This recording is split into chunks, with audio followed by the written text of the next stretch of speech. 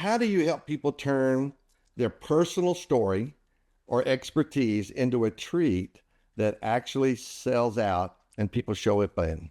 Everything starts, I believe, with what results have you created? So this aligns beautifully with your trust concept, which is, the fact, are you walking your talk? So I help people. A lot of times people have this idea, hey, I want to do a retreat about X or a program about Y. And the problem is the idea that they have is not necessarily something that they've embodied fully yet.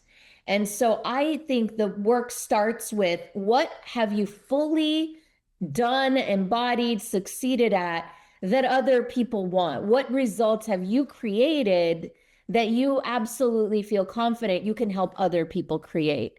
So it really starts with defining the value proposition. Here's what I do, here's who I do it for, and here's the outcome that they can expect as a result.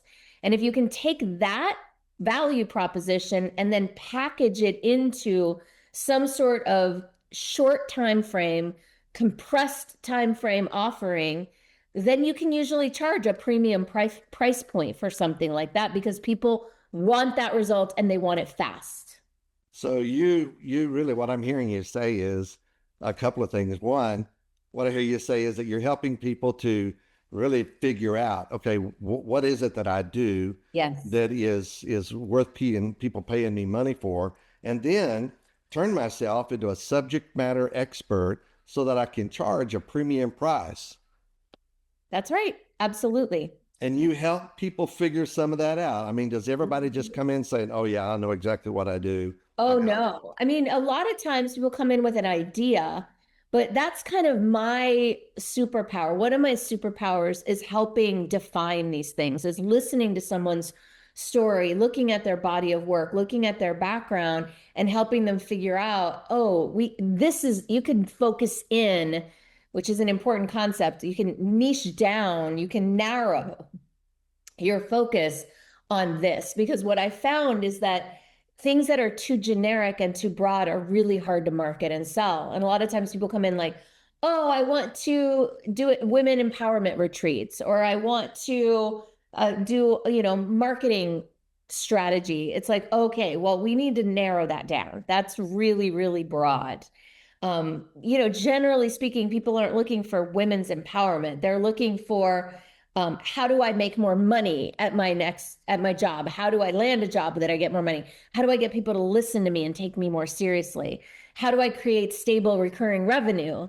Right. So people have specific problems and they're willing to invest money to create solutions to those problems. And sometimes it's not a problem. I like to focus on problems and possibilities. And personally, I like working with clients who are not necessarily looking to fix a problem, but actually looking to step into a new possibility. Oh yeah, I love that. I love that idea. And usually problems are a door to open into new Indeed, possibilities.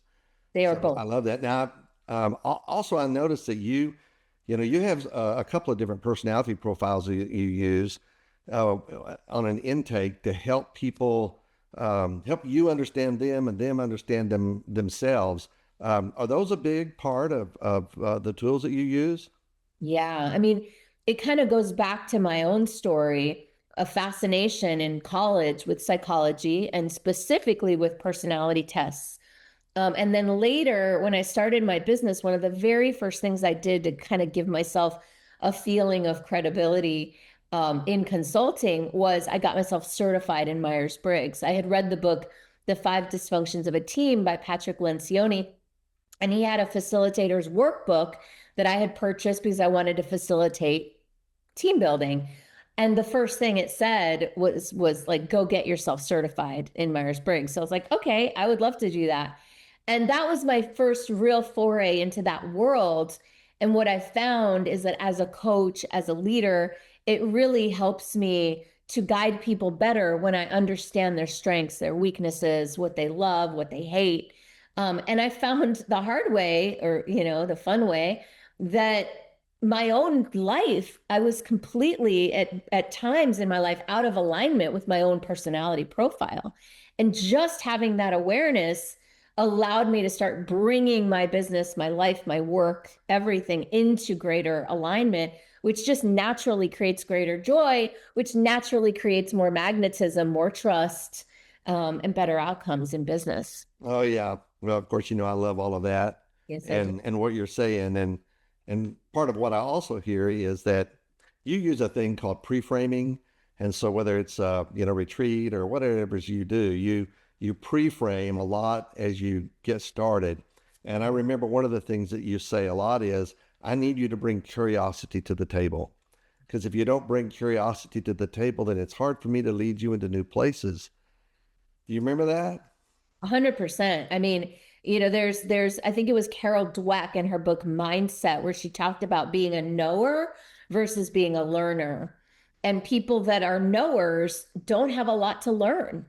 If they know everything, there's not any room for anything new. And so, big part of my work is asking people who are experts and badasses in what they do to put aside that knower and step into their learner and to be curious. Yeah, yeah, I love that.